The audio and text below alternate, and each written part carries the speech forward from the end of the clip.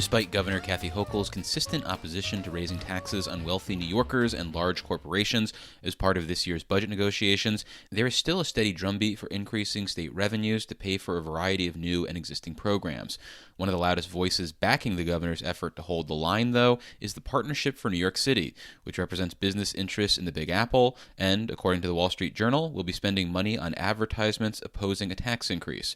For more on this position, as well as the state budget more broadly, we're joined by the organization's new president and CEO, Steven Fulop, who used to be the mayor of Jersey City in New Jersey. Thanks for making the time, Steven. Thank you for having me, David.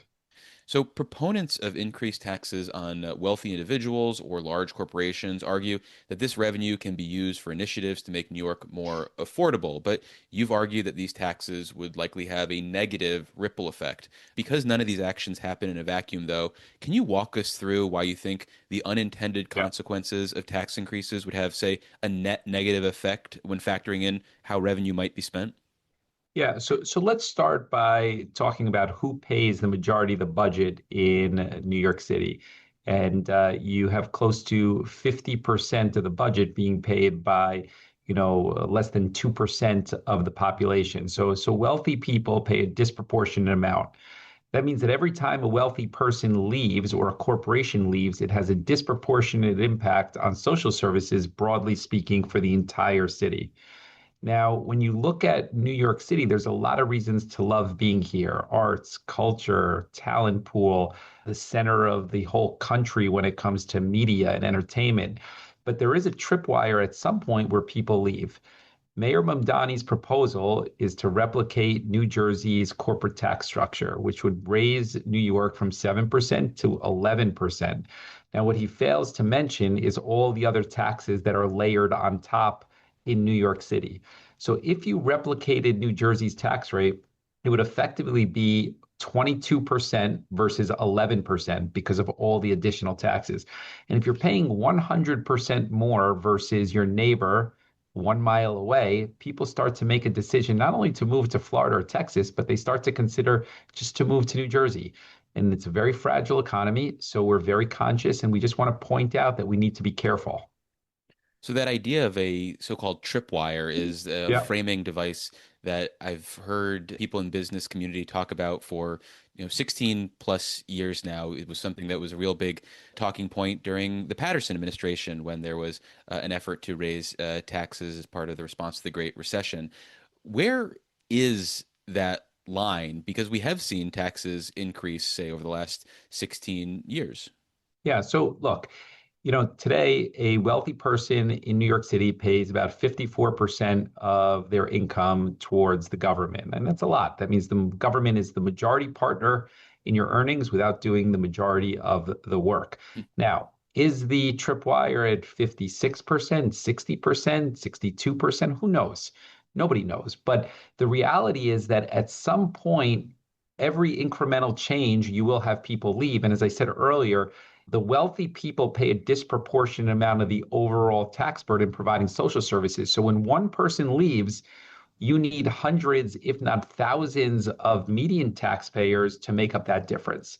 And so it's not about a mass exodus. You could have death by 1,000 paper cuts, and that's the reason to be concerned. And what about on the corporate side of this conversation? Because in addition to maintaining a higher surcharge that the legislature approved a few years ago at the state level, there is this discussion about increasing the corporate taxes based on a certain revenue threshold. Can you talk about what you see as the potential for a trickle down of costs there? Yeah. So what's important in this environment is that when you look at the data from 2025, just recently, you see a downward revision in job creation, employment numbers from last year. There was a net decrease in 2025. That's a flashing warning sign. Now, there's a lot of reasons why that's probably happened. You have tariffs at the federal level. You have AI and what that's going to do to the job market. You have an administration on the local front talking about taxes and increased costs. So you have a lot of things happening simultaneously. And what we keep saying is that it is a very fragile environment. You have business leaders like Jamie Dimon, David Solomon, huge employers here in New York City that are saying that, look, the environment is different today than it's been in the past. Prior to COVID, you could play chicken with these large corporations and say, I dare you to leave. It probably wasn't a smart proposition, but the jobs didn't seem as mobile or portable as they are today. Post COVID, every CEO in the country realizes that you can work from home, you can work remotely, jobs are easy to move and still have access to the talent pool. And in this environment, that is something to be conscious of. What about that idea, though, that those workers may actually want to live not just in New York City, but maybe Yeah. parts of upstate, like here in Saratoga Springs? People are Yeah. rushing to come live here. What about that calculation? Yeah, I don't think you're ever going to see a elimination of some of the big corporate partners for New York City leaving the city. So you're never going to have a mass exodus where Goldman Sachs is not going to have a presence here, or JP Morgan or Bank of America. I mean, they want to have a presence in New York City. The risk is that they're not scaling, they're not investing, they're not really growing the job market here. They're choosing to grow the additional jobs in other parts of the country. A healthy economy is a growing economy, and the risk here is that you will stay at the status quo. So, yeah, people want to be here, and people also are going to make decisions based on what's best for them, best for their employees, best for their shareholders, best for the environment that they could most succeed in. And those are all things to factor in. And going back to what I said earlier, David, it is just more of a fragile moment today than it's been at any moment probably in the last couple of years. What about the other side of the coin, though, that the state in particular doesn't have the revenue to fully fund the types of programs that make New York more affordable for low to moderate income families, like this idea of universal child care, Yeah. or on the really needy end, things like food assistance or the availability of health insurance. For example, we're going to have 450,000 people in that 200 to 250% of the federal poverty level who are going to be without very, low cost health insurance starting in July. Yeah, those are hugely important programs, and people need help, and there's no question about that. But the crux of the budget conversation is really not about, do we have enough money coming in today? It's really about how do we control costs. And I'll give you one example of that. Use the City FEPS program, which is a rental assistance program, which is Sure. critically important because people are struggling. If Mayor Mamdani was on this call right now, he would say, we stopped the expansion and we are picking up Eric Adams' litigation against the city council because it's not sustainable to increase it the way the city council proposed. That's true. But the existing program is growing at 4% per month, and it's already a $1 billion plus program. It's unsustainable. Now, you would say, well, that's an important function. And I would say it is an important function, but there is no city in the country that has an entitlement program like that because at the local level, property taxes are the only way to really raise revenue without Albany's help. Most entitlement programs are at the state level and the federal level, and that's where this program belongs so that it could help the maximum amount of people with being responsible from the city budget standpoint. So I think that you need to just have some tough conversations from a political standpoint and reconfigure how we structure the budget. But if the state was to take on that Yeah. type of program, we still have something like Medicaid that's growing at, I think, 10% year over year. You have funding for schools, which is increasing about, I think, 4% Yeah. typically.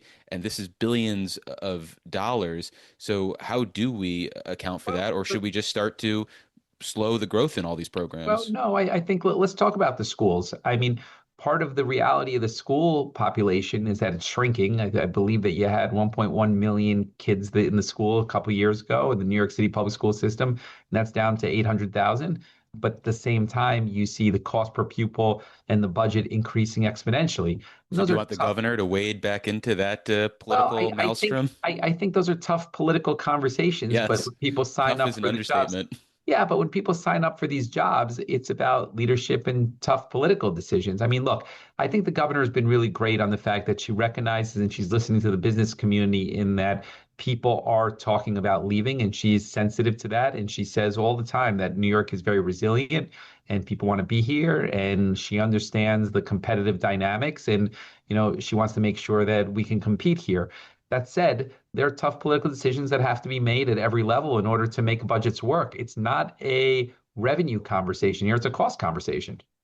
So, thinking about the cost side of things, there Yeah, is a conversation all the way from the local to state level right now about sweetening pensions for public employees hired in the last 16 years. And this is going to cost in excess of $1 billion annually to state and local governments, as well as school districts, if yeah. the unions get their full wish list. Does the partnership have a position on this campaign? We haven't taken a formal position on it, but I think you do need to be careful on the cost side of the conversation and sensitive to expansion of programs like that. I mean, again, I was a mayor across the river. We had our own pension system, and we had all of these different interests pulling at us all the time. I think you need to be careful with expansions. You need it's a balancing act, but I do think caution is important here.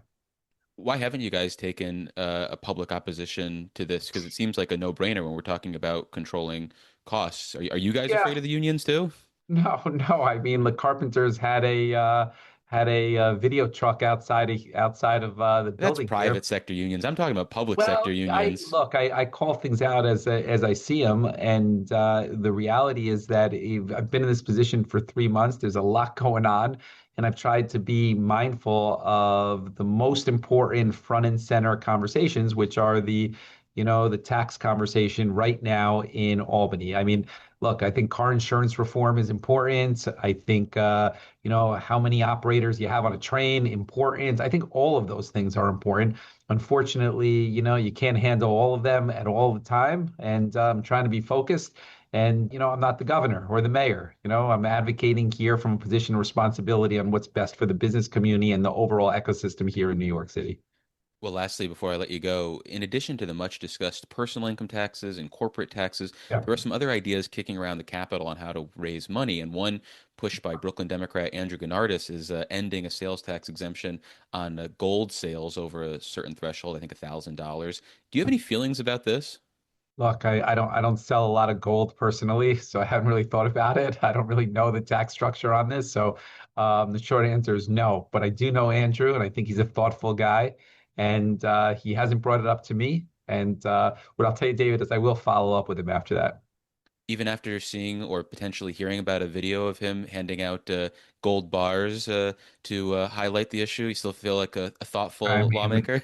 I mean, look, I don't know I should say any. fake gold bars with I filled mean, with Hershey I don't know. Kisses. I'm from New Jersey. We had Bob Menendez with real gold bars. So, I mean, I have a perspective on this sort of thing. I guess I need to understand the issue a little bit more. Well, we've been speaking with Steven Fulop. He is the president and CEO of the Partnership for New York City. Steven, thank you so much for making the time. I really Hey, appreciate it. David, thank you. I appreciate you.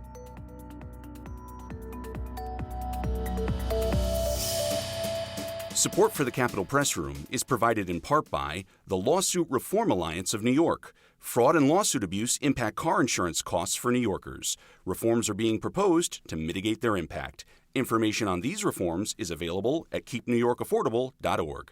Support for the Capitol Press Room comes from O'Donnell and Associates, a public affairs firm providing strategic guidance to businesses and nonprofits on navigating policy and regulatory issues. More information is available at o'donnellsolutions.com.